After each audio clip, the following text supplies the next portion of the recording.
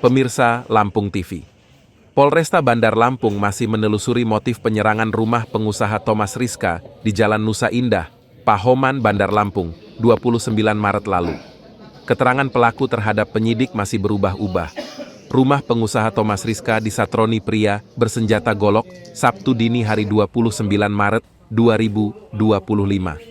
Pelaku menyerang penghuni hingga penjaga rumah tewas dibacok dengan golok. Penyerangan rumah Thomas Rizka terekam CCTV. Pelaku berkendara motor Beat warna Tosca dengan nomor polisi BE4187CU.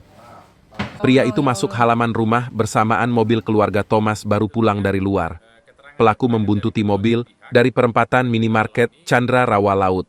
Kapolresta Bandar Lampung, Kombes Pol Alfred Jacob Tilukai, Sabtu 5 April 2025, menyampaikan pelaku sudah selesai perawatan di rumah sakit dengan kondisi patah kaki. Pria berinisial MAB, 24 tahun, itu sudah ditetapkan sebagai tersangka dan ditahan di rutan Polresta Bandar Lampung. Polisi melakukan pemeriksaan sejak pelaku masuk rumah sakit dan berlanjut pendalaman hingga hari ini. Namun, motif penyerangan hingga jatuh korban nyawa belum bisa dipastikan mengingat keterangan pelaku masih berubah-ubah. Sementara hubungan tersangka dengan korban maupun keluarga Thomas Rizka tidak saling kenal. Pelaku merupakan juru parkir sebuah mal di Bandar Lampung dan sebelumnya bekerja di Tulang Bawang. Kapolresta Bandar Lampung juga mengatakan, penyidik mendalami kemungkinan penyerangan rumah Thomas Rizka karena suruhan pihak lain, murni perampokan atau terdapat unsur pembunuhan berencana. Polisi menduga sementara ini tersangka dikenakan Pasal 340 atau Pasal 338 KUHP tentang pembunuhan atau penganiayaan yang menyebabkan kematian. Tapi motif dan pemicunya masih ditelusuri. Sakit lambung, sakit jantung, sakit ginjal, bahkan diabetes ataupun kanker tumor itu harus ada syarat tertentu. Mungkin ada kita pegang pergelangan tangan kanan, kita akan tahu mendeteksi sarafnya bahwa oh penyakitnya ternyata lambungnya udah akut dan lambungnya udah kronis. Atau lagi mungkin ada yang kena keluhan saraf kejepit. Mungkin orang sebagian hanya tahu, oh sakitnya di pinggang. Bukan hanya di pinggang saja. Saraf kejepit bisa meliputi bagian saraf-saraf yang detail seperti saraf telinga, saraf mata, saraf leher, saraf belikat, bahkan saraf tulang ekor pun bisa mempengaruhi. Kebanyakan orang hanya melihat dari, oh sarafnya hanya kena di pinggang. Belum tentu. Kita harus totok seluruh saraf yang bermasalah tadi, sehingga kita tahu penyakitnya bahwa ini namanya saraf kejepit. Pengobatan Sinseming, Jalan Pangeran Tirtayasa, Gang Salam nomor 3, depan minimarket Fitrinov, Sukabumi, Bandar Lampung. Izin lagi penanganan perkara.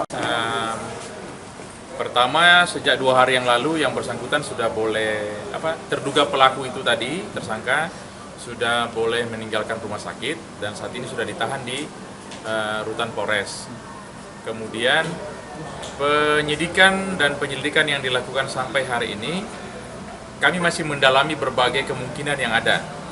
Jadi misalnya ada masukan apapun dari masyarakat terkait dengan perbuatan itu masih tetap kami dalami. Tapi yang pasti bahwa saat ini kami duga karena yang bersangkutan bawa